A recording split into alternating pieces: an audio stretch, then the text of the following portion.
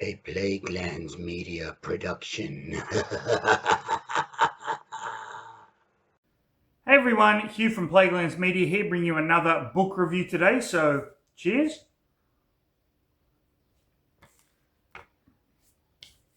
Now, today I am reviewing the second book in the Maztica trilogy. That is Viperhand, with this amazing cover by the artist Fred Fields. Really love this cover. Now, this is a series, as I said in my first video, if you watched the review for Ironhelm, this was a series that my brother was kind of pushing on me back when I was in high school. And I was never really interested in it. And that was kind of my fault, because this series is turning out to be fucking spectacular. Now, for those of you that don't know the story, please go and watch the Ironhelm review. That will kind of get you up to speed. But if you just want a quick kind of idea of what is going on, it's basically a fantasy version of the Spanish conquistadors when they went to South America looking for the lost city of gold. However, this time it's a group of legionnaires under the banner of the god Helm, who have come to this place. They've already conquered, I believe it is the city of Payet. And the main character, this guy called Halloran, has kind of been banished for reasons that are in the original Ironhelm review. So go and watch that. I'm not going to get into it here. And this is just a continuation of the story, not only the story of Halloran and Ericstrill and Postley, I might add, and I'm butchering these names, but, you know, fuck it, it's fantasy, who gives a shit? But also Cordell and his legionnaires, as well as the priest, I think it's Hoxley, whatever. I'm just going to call him the head priest of the god Zaltek, and the ancient ones, which we discovered at the end of the first book in this trilogy, are actually drow elves. Compared to the first book, this book was head and shoulders above it. It was freaking awesome. The action ramped up, the tension ramped up, and by the end of the book, everything has changed, which is exactly what you want in a second novel of a trilogy. You want the stakes to be higher. You want the reader to be so far on the edge of their seat that they're almost falling off in order to get the third book in the trilogy, which in this case is Feathered Dragon, which I'm reading at the moment. So, yes, I enjoyed it. It was a fantastic novel. I am loving the story progression, and I cannot wait to see how the third book wraps everything up. The only problem I have, and it is not with the novels themselves, it's the fact that the Maztica boxed set for second edition, you cannot get a hard copy on DriveThruRPG. It's only PDF, and I'm not a fan of the PDF stuff. My cat just opened the door to the dressing room, so that was interesting. So on that note, if you don't want this story spoiled, you can switch off here and go and watch some of the other videos. I posted a video yesterday that you should go and watch. It's only 20 minutes long, but it's freaking hilarious. But if you want to know what exactly happens, if you want to follow along with the story of Halloran and Ericstrill and what's going on in the true world of the land of Maztica, then stick around for the next episode of Read a fucking book. Read a fucking book. Read a fucking book. People. Now, a lot happens in Viperhand, and to be perfectly honest with you, a lot is going on at the moment, and I am actually reading a lot of books at the moment, so it's inevitable that I'm going to miss things, key plot points, whatever. But you know what? That's perfectly fine, because I recommend you go and hunt this trilogy down and read it for yourself. So we start with Halloran, Ericstrel, we'll just call it Eric's, and Poshley, the former Eagle Knight. If you remember, there's two types of magic in Maztica. There's Pluma magic, which is all feathers, and there's Talon magic, and then you've got the Eagle Knights and the Jaguar Knights. And Poshley gave up being an Eagle Knight because he helped out Halloran in Ironhelm. So they are kind of wandering through the desert, trying to find a way, trying to find some help, so to speak. And then they come across a macaw who leads them to an oasis. And while they're at this oasis, Eric starts getting these visions of something bad happening. And it all comes down to Nalkatoma, who is the revered counselor of the city of Nexal, which is the kind of main city in Maztica, being killed by the Legionnaires under the full moon, and they decide we have to go and stop this. So they are on their way to try and stop this. At the same time, Cordell, who runs the Golden Legion, decides that we have to march on Nexal. They had their immense victory over Payet in the last book, and they've got to march on Nexal because that's where all the gold is. So they start their kind of march across the true world, so to speak.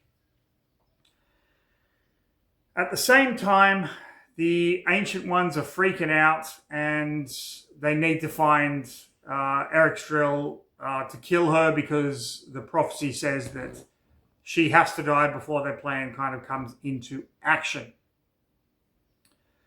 So you have these three stories. You've got the Ancient Ones wanting to put their plan in action. You've got Cordell wanting to march on Nexal, and you've got Halloran, Poshley, and Eric still trying to get to Nexal to stop this impending apocalypse. I apologize for the little jump cut there, but I had some kitty issues I had to take care of. So these three stories are kind of coming together now. What ultimately happens is Cordell and the Legion, with a lot of Payet warriors, march, and they discover that they have to go through Katulka, which in the first book was the warriors that kidnapped Ericstrel and sold her into slavery. They're like the mortal enemies of the Nexal, and they have to go through their land. So they decide, you know what? Let's just go and fight these fuckers.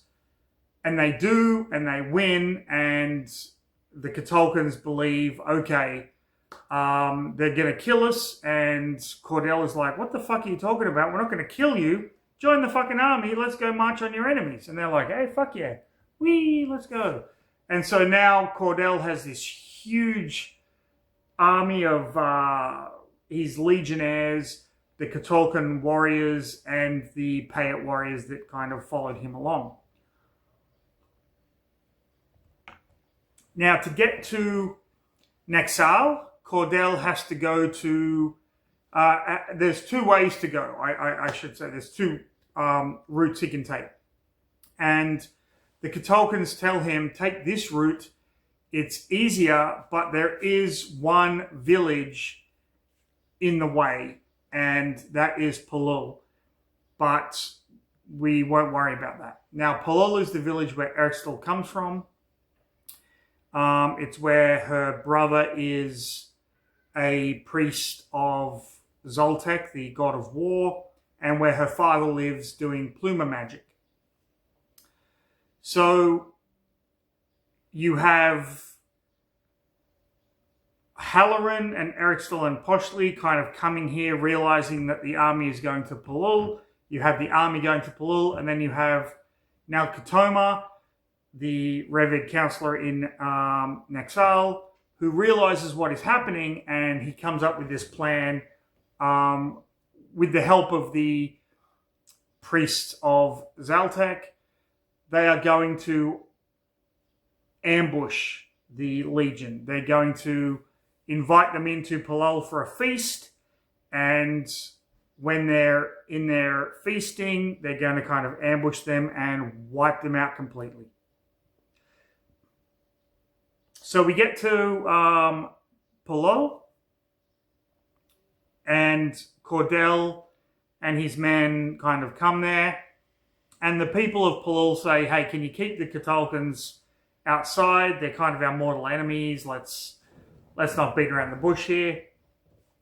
And so Cordell goes in with his legion. He leaves the Maztecans outside. So you've got Darien, the elven wizard. You've got Alvaro, the psychotic head of the cavalry, and Degrand, the dwarven crossbowman, and a lot of the other warriors. And they come in for this feast, and it just so happens at the same time that Ericstill and Halloran have actually made it to Nexal, and they've kind of met with Nalkatoma, and they've set everything up, and Halloran has his own house. Poshly proposes marriage to Ericstill, but she declines. She starts to kind of freak out, and then she leaves for Palul to see her father. So, what we have going on here, at the same time, I might add, although the timelines are a little bit skewed, is Halloran is in Nexal, Poshly is in Nexal, Ericstill is in Palul. Halloran has kind of befriended Nalkatoma, and Nalkatoma has given him his own house with his own slaves and whatnot. And Poshly, no longer an Eagle Knight, has become Nalkatoma's kind of second in command, because Nalkatoma is his uncle. So all of this happens in the span of a few chapters. And you kind of realize at this point that things are ramping up quite a bit. So Ericstill's brother, I should say, is a priest of Zaltek, and realizing that she can communicate with the foreigners, he begs her to come to this feast that they are throwing for the foreigners who are in the village. And she reluctantly agrees, although her father, who has now hasn't seen her in over 10 years and has become blind, but is still doing pluma magic. He still can kind of do his weaving of the feathers and whatnot. She begs him to stay in his house. That is the key here. So she goes to this feast. Halloran and Poshly in Nexal realize something is fucking wrong, and they race to Palul while this feast is going on. During the feast, Darien discerns through magic that there is an ambush taking place, so she tells Cordell tells his men, and they get the upper hand, and this giant battle ensues where basically the Legion wipe out all of the Nexalans, just fucking decimate them, and some of them flee, but it's an absolute fucking massacre. And Cordell is like, this is bullshit. Let's just march on the fucking city. Which he does. He gets everyone together, and they march on the city. Halloran, however, manages to save Ericstill from Alvaro once again. And he tells Poshly, take my horse, Storm, the charger, and ride back and warn your uncle. Because Halloran and Naokatoma have actually become quite close. Halloran is wounded in a fight with Alvaro, and Eric still says, we can go to my father's house and he can kind of patch you up. But Palol is basically destroyed, although the people there are really kind of resilient and they start just to rebuild straight away. So Halloran is resting in, I believe her father's name is Lotil, in his house while he's doing Pluma magic, and at the same time he basically realizes the two of them are in love and they wed and become husband and wife.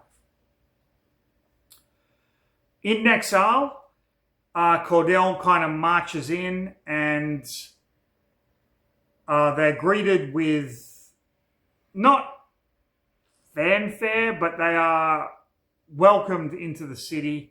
And they are given the palace of the former revered councillor to stay in. The Katolkans, who are the mortal enemies of Nexal, stay in the plaza, and there's a whole lot of tension going on. And a whole lot of weird shit happens. Now, I might add that Eric still at this point has been gifted a cloak, which is made from a single feather. And this is one of the signs that the god Katal is going to come back and help the people of Maztica. So she is kind of like this high priestess now, but she doesn't have really any powers. Now, at some point, the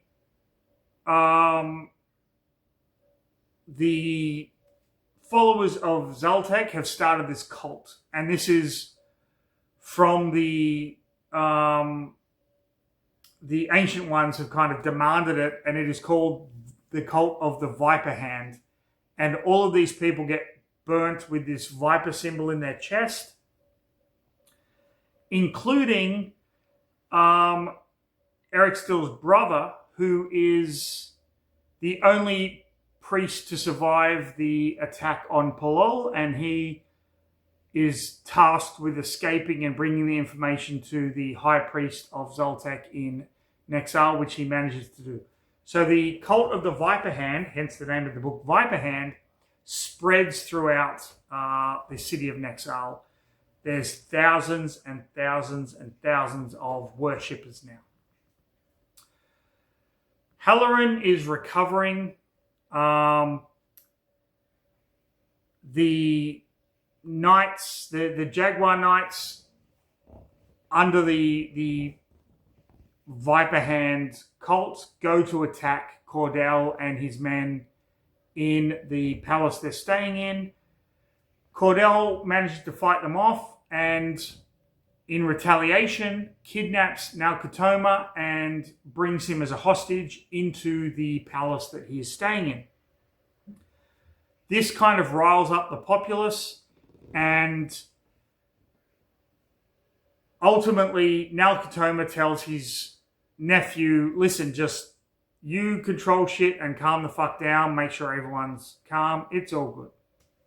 Halloran and Eric Still, hearing what has happened to Naokatoma, realizing that Eric Still's visions are exactly of this, the Legion killing him and starting the end of the world, decide we have to go and fucking rescue him, and we've got to get into the city and find Poshly, and he's going to help us get him out. They managed to use the kind of canals of the city to get to Halloran's house. Halloran, at this point, reunites with his, I'm not going to call them slaves because he doesn't treat them like that. They're more like friends and servants.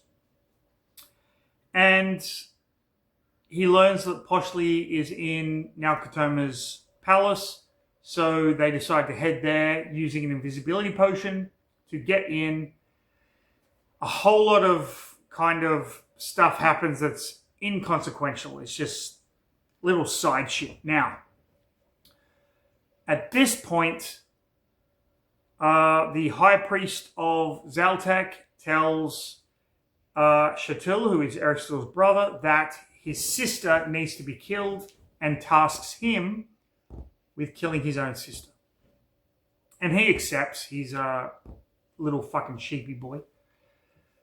So he goes to Halloran's house and realizes they're not there, ends up killing some of the servants before learning that Halloran and Ericstill are trying to free Nalkatoma. So he runs back to his little high priest master and is like, hey, master, this is what's happening. Halloran and Ericstill get in contact with Postley, and they devise a plan to sneak into the palace via underground passages. However, Cordell somehow becomes aware of this and lays a trap, and when they go up to rescue Nalkatoma, the trap is sprung, and the elf wizard Darien, the elf woman, tries to kill Ericstill and fails because of the Pluma magic, just kind of absorbs the other magic. But in doing so, Ericstill is kidnapped, and Halloran and Postley have to flee back into the tunnels. Ericstill is put in a cell. Cordell says she's our prisoner, she's not to be harmed. Darien is like, fuck that, and gets Alvaro to go in there. She says, do what you want with her, and then kill her at the end. And Alvaro's like, yep, no problem. However, Ericstill, realizing what is happening, still has one thing up her sleeve. The third potion that Halloran stole when he fled from the Legion, we know that that was poison, and she pours it into a drink that she serves Alvaro, thereby killing Alvaro. Now, what is interesting is before they left, Ericstill's father gave Halloran a gift, these two kind of feathered braces to put around his wrists. And with these braces, his strength when he's in combat kind of escalates. So they're kind of like braces of giant strength or whatever. So everyone is shit scared of Halloran now because he's been cutting people in half, trying to escape and trying to free Ericstill and all of this kind of fucking cool shit. So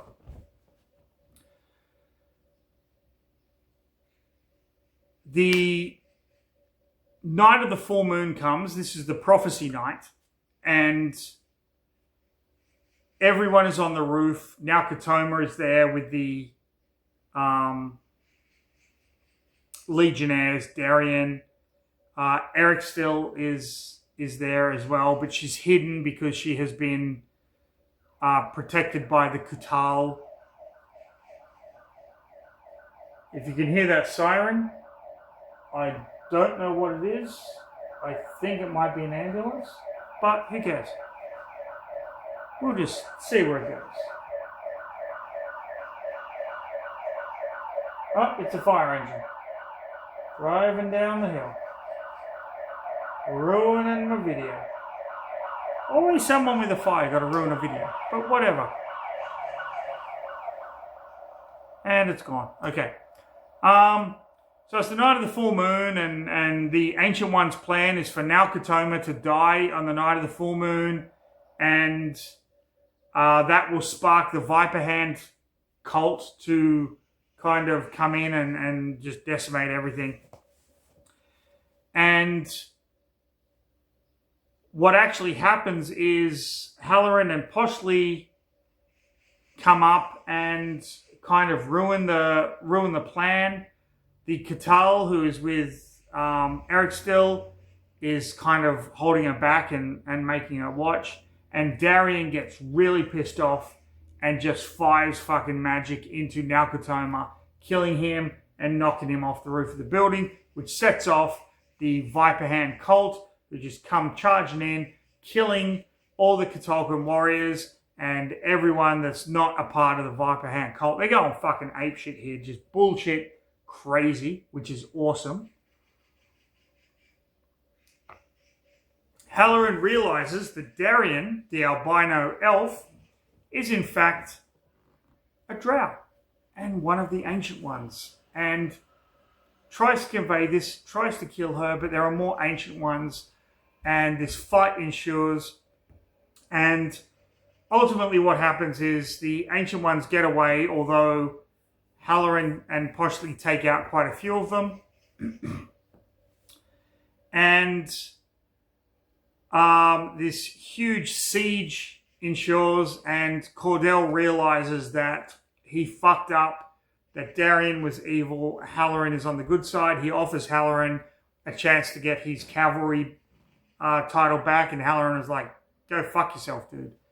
And what ultimately happens is that Cordell and his legionnaires are stuck in this palace, and Poshley, Eric Still, Halloran, and Eric Still's brother Chantil, who has kind of renounced his faith to Zaltek, are whisked away by the Kutal to the volcano where the Ancient One's cave is, and they have to climb up it, and they go into the Ancient One's cave where a battle ensues. Now, while this is going on, Cordell and his men are trying to escape with the gold that they've managed to kind of retrieve, this enormous treasure trove that was hidden in the palace. They can only take so much. They try to get through, but the Cult of the Viperhand is too much, and they end up getting stuck on one of the causeways, which surrounds the Four Lakes. And the men are just being dragged to their death.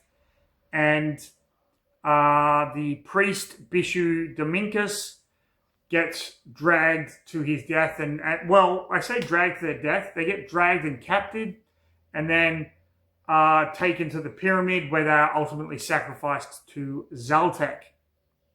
At this point, however, I must interject and say that Helm has taken an interest in what's going on. Zaltek has taken an interest in what is going on, but also Lolth has taken an interest, because there was an episode called The Rockfire where the dwarves and the drow were fighting, and the Rockfire basically cut off the Underdark from the caverns underneath Maztica. So a group of drow elves were stranded, and they no longer started worshipping Lolth because she ignored them, and they started worshipping Zaltek, which is actually surprising, because I believe the god that the male drow worship is Verun, but, you know, whatever. This was 1990s D&D. And Lolth, now realizing the power that these drow have amassed with another god, is kind of pissed off. So she's kind of brought her fucking players to the game here as well. So during this thing they call the Night of Wailing, the Maztican, the Viperhand cult, are systematically wiping out the Legionnaires. Halloran, Eric Still, Poshley, and Chantil are in the Ancient One's lair, fighting them off. The Kutal is there, but he gets mortally wounded. And while the good guys win in that fight, the Kutal sacrifices himself to the volcano. Halloran throws the, Darien's spellbook into the volcano, and the volcano ends up erupting. So some of the Legionnaires, not a lot, but some of them manage to escape the decimation of the city from the volcano. Nexalans managed to escape, those that aren't part of the Viperhand cult. And Poshley escapes, although he is forever kind of transformed into an eagle. And Halloran and Eric still escape because the cloak that Eric still has kind of protects them, and they watch the rampant destruction. Now, here's where things get really interesting. The setting of Maztica is not like other Faerun Forgotten Realms settings. They never had orcs, they never had goblins, never had ogres, never had trolls, never had any of that. Lolth, in all her fucking disgust at these drow elves that turn their back on her, turn them all into driders. Now, driders are the ultimate drow elf humiliation, usually put on males, where the lower half is a spider, but the upper half is a dark elf, a drow elf. And all of the ancient ones, including Darien, the wizard that kind of manipulated Cordell and everyone into coming over to Maztica, they are all turned into driders. However, she doesn't stop there. Anyone that has the Viperhand symbol branded into them is turned into either an orc, a troll, an ogre, any of those races that we have come to kind of love in fantasy. They are turned into those abominations, as they're called in the book itself. We can't really call them abominations now because you can play as orcs and goblins and things like that. But back in 1990, that is what they were. And Nexal is pretty much wiped off the map. And the book ends with the survivors being led by Gultek, who, in the first book, was one of the Jaguar Knights who kidnapped Erixil and was going to sacrifice her. He has been, I want to say transformed, but he's become more druidic. He had taken up with this tribe way out in the wilderness, and they taught him the ways of the wild. And he has now decided, I'm going to lead the refugees to safety through the desert. However, what they don't know is that when he says, I can lead you to food and water, and he's leading them into the desert, he actually means it. But you won't find that out until Book 3, Feathered Dragon. Now, that was Viperhand. Let me just bring up the cover again because it's so freaking awesome. Come here.